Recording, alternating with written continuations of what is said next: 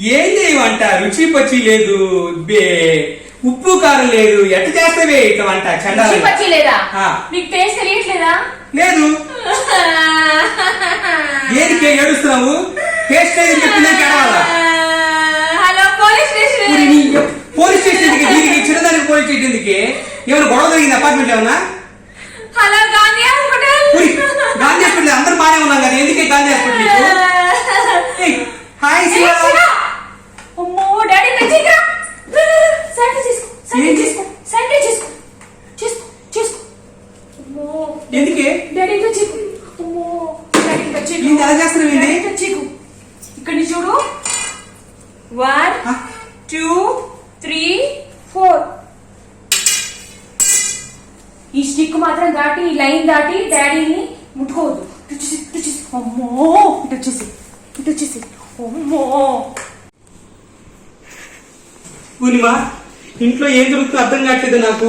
Just ఉప్పు కారం లేదన్నంత మాత్రం అంతా గందరగోళంగా జరిగిపోతుంది ఇల్లంతా. ఏమైంది నీకు? ఎవరికి ఏమైందో ఒక అరగంటలో తెలుస్తుంది. అమ్మో, ఇది వార్నింగ్ ఇస్తున్నావు? ఏం జరుగుతుంది ఇంట్లో? నా భయం వేస్తుంది. ఇంకో అరగంటలో పోలీసులు నర్సులు వస్తారు. అమ్మో, పోలీసు నర్సులా? ఎందుకే? ఏం చేశాను నేను? రుచి పచ్చి లేదన్నారు కదా, నీకు టేస్ట్ తెలియకపోవడం ఒక సింటమ్. సింటమా? అమ్మో, ఇది అది కాదే తల్లి.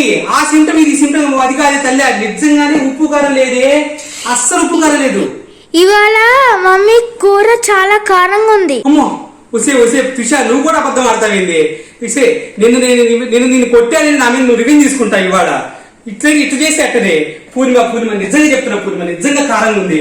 ప్లీజ్ నన్ను నమ్మవే, ప్లీజ్. ఏదైనా మీరు 14 రోజులు క్వారంటైన్ లో ఉండరండి. నాకు నా ప్రాణం, నా పిల్లల ప్రాణం ముఖ్యం. వచ్చే నేను 14 రోజులు క్వారంటైన్ లో ఉంటే నేను నా పని అయిపోద్ది.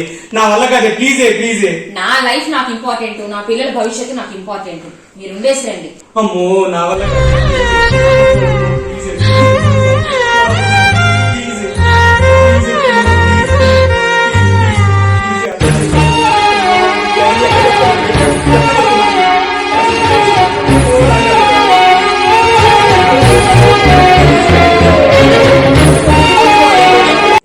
మరి ఇందాక రుచి పచ్చి లేదు, నీ వంట బాగాలేదు అన్నారు.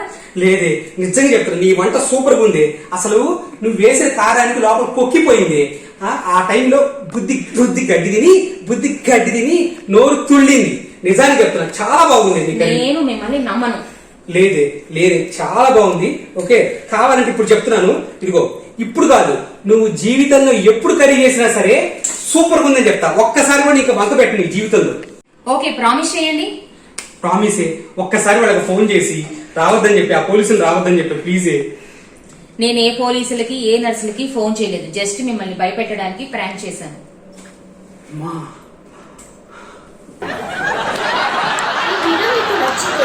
లైక్ చేయండి, షేర్ చేయండి, మా ఛానల్ ని సబ్స్క్రైబ్ చేసుకోండి, బెల్ బటన్ క్లిక్ చేయండి.